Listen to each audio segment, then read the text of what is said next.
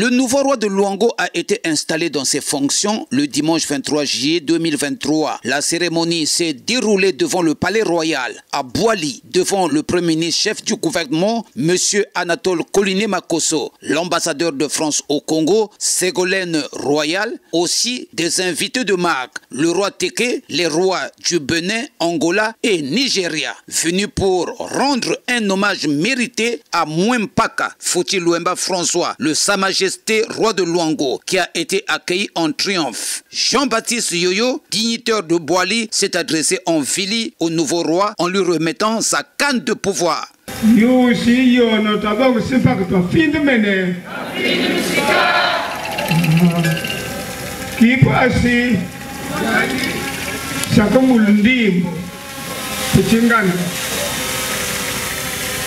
Il veut qu'il peut t'entendre. On va quand même dire, hein? Ah, ben, ça, je vais commencer. On va dire. On va le Viviane, il lutte pour nous. Tu vas, les attributs du pouvoir. Tu vas comprendre que Nimbi, tu vas comprendre que mener. On a fait ça comme couloir.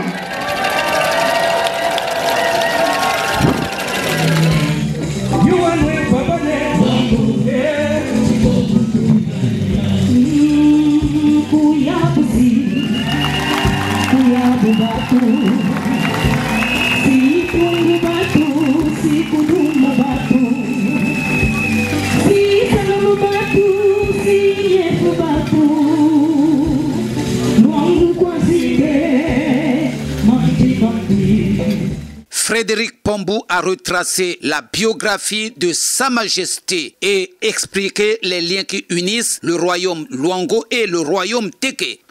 D'où viennent les Luango? Le professeur Théophile Obenga remonte l'origine de ces peuples au pays de Punt dans la basse Égypte.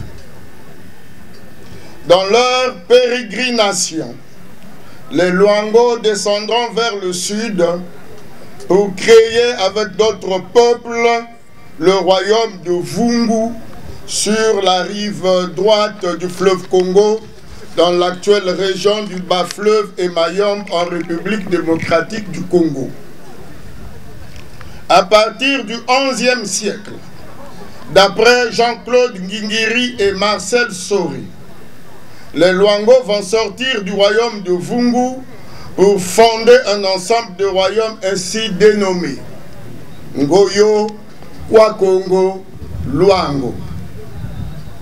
Le royaume des Luango, à son apogée, englobait les États actuels de la République démocratique du Congo, RDC, foyer originel, du Cabinda, du Gabon et du Cameroun.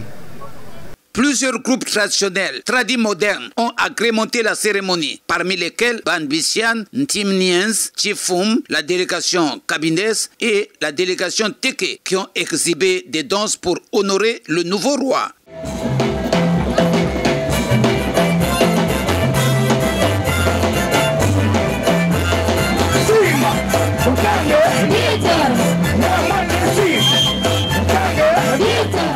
Les fils du royaume se sont exprimés pour honorer le nouveau roi. Un sentiment de joie, un sentiment d'allégresse, parce que nous avons pu arriver là où nous sommes arrivés, et c'est une victoire pour tout le peuple Luango. Cette canne-là, c'est le symbole du pouvoir.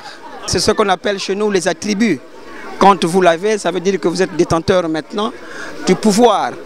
Vous représentez le royaume de Luango. Vous l'incarnez. Au cours de cette cérémonie, un culturel a expliqué sa pensée. Chagdin Kala, directeur départemental de la lecture et du livre. Nous avons appris à mieux connaître le royaume Luango le vécu des Luango dans toutes leurs péripéties.